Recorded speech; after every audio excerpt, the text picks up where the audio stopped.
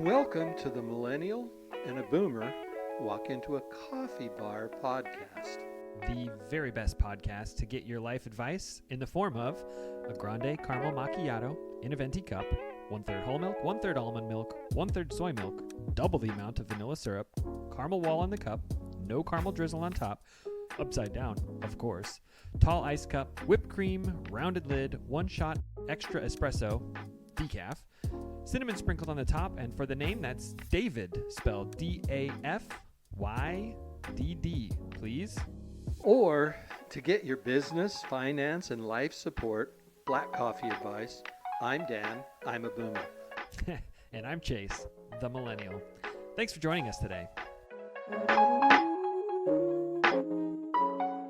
Boy, this has been a long time in coming, actually. I'm excited as we start this podcast and kind of kick this off. Well, we've been talking about it literally for probably two years now. We've been kicking it around. We've got a whole bunch of different things happening. So first, we're writing a book about the same topic, maybe a little bit more in depth, a couple more examples, definitely the jokes. But the podcast is really more of a newer thing that we're adding on to this idea. See, I'm a paper and pencil kind of guy, Boomer, right? And when Chase had proposed that we do this and do a podcast, I'm like, what's a podcast? And, so I'm expanding and spreading my wings to get into bigger and better electronic adventures. But I'll tell you, how this all started is I was working my Boomer job, driving and flying on a Boomer destined trip with my business, and I got a piece of paper in the back of an envelope, literally the back of an envelope, and I started writing down topics that millennials and boomers have completely different viewpoints on. And I thought, wouldn't this be fun to write a book with my son Chase, the Boomer, Dad, Chase, the millennial. Boomers are confused, so you got to leave a little bit of compassion on us. But I wanted to write a book, and so I wrote down all these topics, and it sat in my briefcase for years and years. And then finally, the reality of it's here, and we're going to try to put this together, and not only the book, but this podcast. Yeah, we've talked about why this is so important, and it's important because so many times you hear the millennials complaining about the boomers. Exactly. And then you hear the boomers complaining about the millennials. And both have a vantage point looking at the same item, but completely different viewpoints from that, Yeah, and one of the interesting things when I was first putting this through my brain, I thought, it's out with the old boomers and in with the new, the millennials. And of course, boomers, and you boomers out there will appreciate this, we're right. We've got experience. Millennials, they're wrong. But that's not the case. That's not the case at all. They're different. And what we need to do is come to a middle ground where I know you like to make fun of boomers, and I know we like to shake our head against millennials, but this is going to be a good level evening point where we can talk about it. And hopefully we can help people out there. Well, honestly, that reminds me of one of my favorite boomer jokes. Why did the boomer have a no coins policy in his store? Don't have any idea on that one. He couldn't tolerate change. There's a lot of things that we change. We change our mind, we change our shorts, we change a lot of things along the way.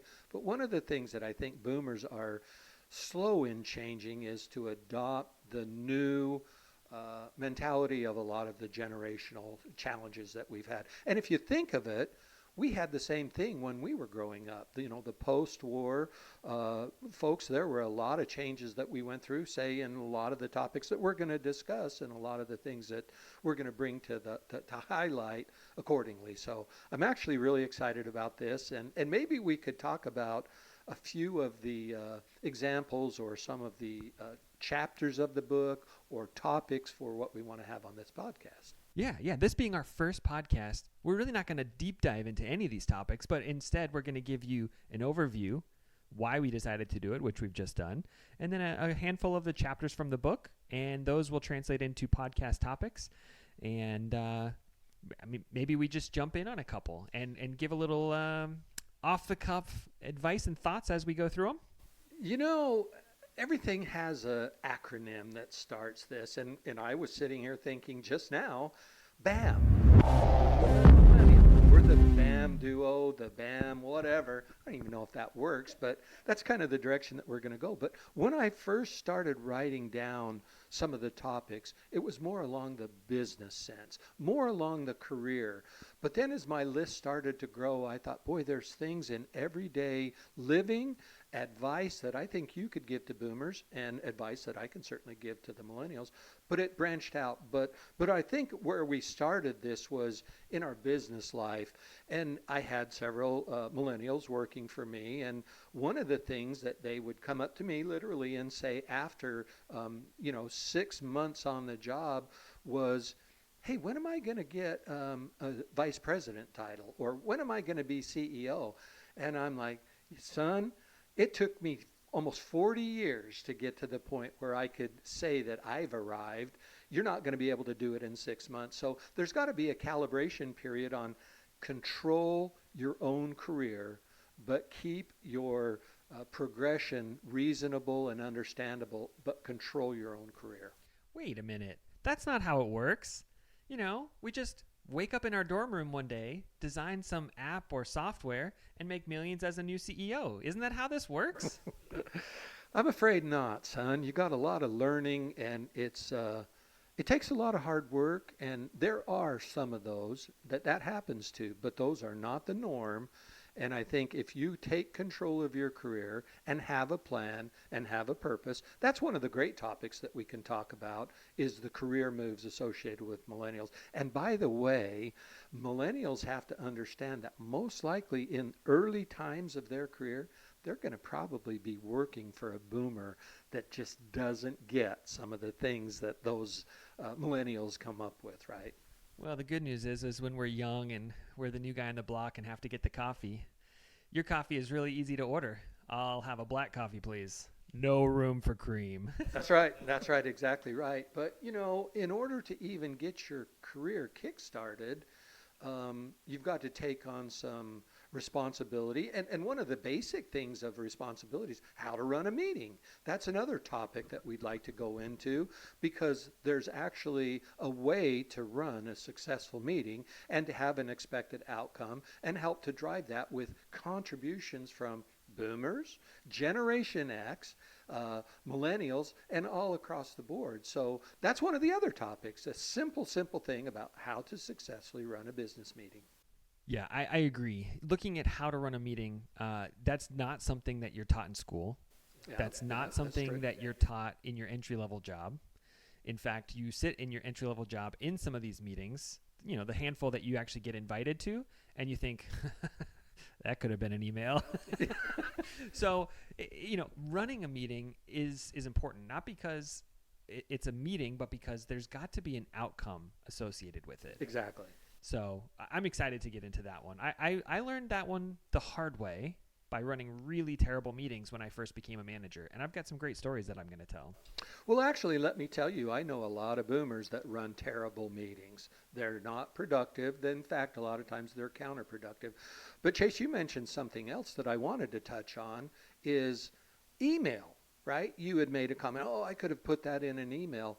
There's even things and topics that we want to discuss about an email. For example, you don't put to John, Pete, Sally, Sue, Bill, and everybody else.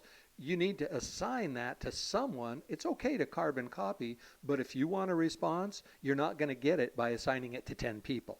So assign it to one. So these are the kind of topics that actually have some common sense to it, I hope, from both the boomer and millennial standpoint, but they're just good business sense. Absolutely. They're things that transcend the age and the mentality. Exactly. And they really will convert to better responses, actual responses to emails. People actually showing up to your meetings versus just blowing it off because it's one more email or calendar invite. So, it's going to be great. Communications, right? It's just an effective way to communicate. And by the way, just so you know, as part of communications, I'm a pick up the phone and call kind of guy.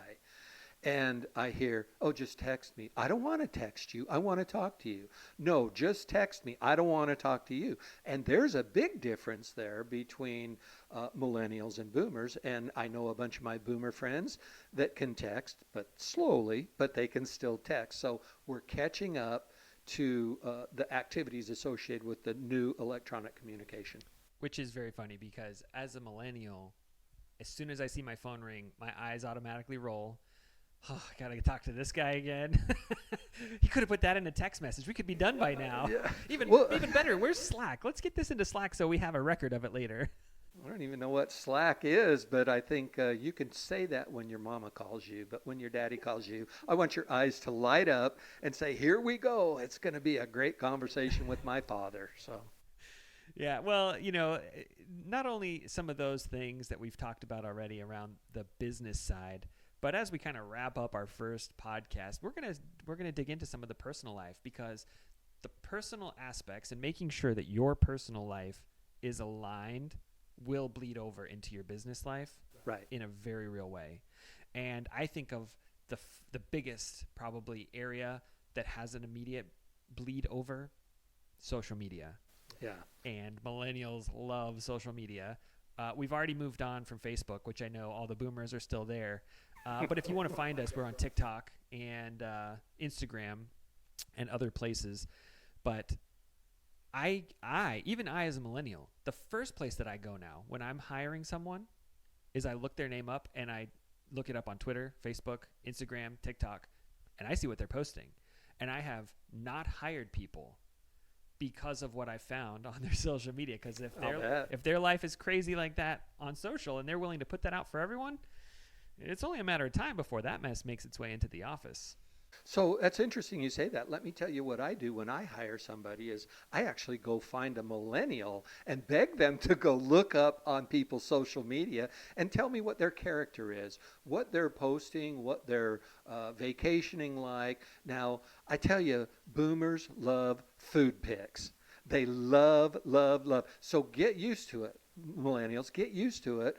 But I do want to see where we vacation, what they do in their part-times, how they can contribute to teamwork and things like that. So social media is a big, big, big part of the business world and of your private lives. I get it. We're not going to get away from social media.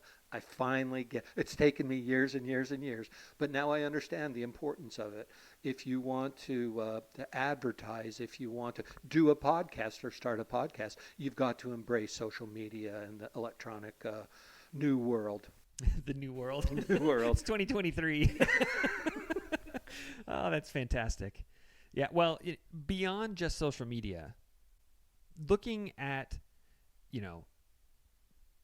the purpose. You've already mentioned it at the top of the show, but having a purpose in your personal life, again, drives directly into your business life. Give us the snippet of what that looks like. I've had this career plan in my career that, every 5 years I want to change jobs and take on additional responsibility and progress in my corporate climb, right? And the first year, say, you actually have a plan and you take on the job and your eyes are starry and you don't quite get it, right? And then the second year, you start to get comfortable with it. And then the third year, you say, wow, I've got this somewhat mastered. And then the fourth year, you actually look for someone to take your position. So in the fifth year, you can find that new job, backfill your old job, and have a plan and stick with it. And I've actually been fortunate to actually follow that plan every 5 years. It's been kind of like a good path. But it was a plan, right? So you should have a plan, and it can be not only in your career, but in your personal life, in a lot of the aspects that we're going to touch on.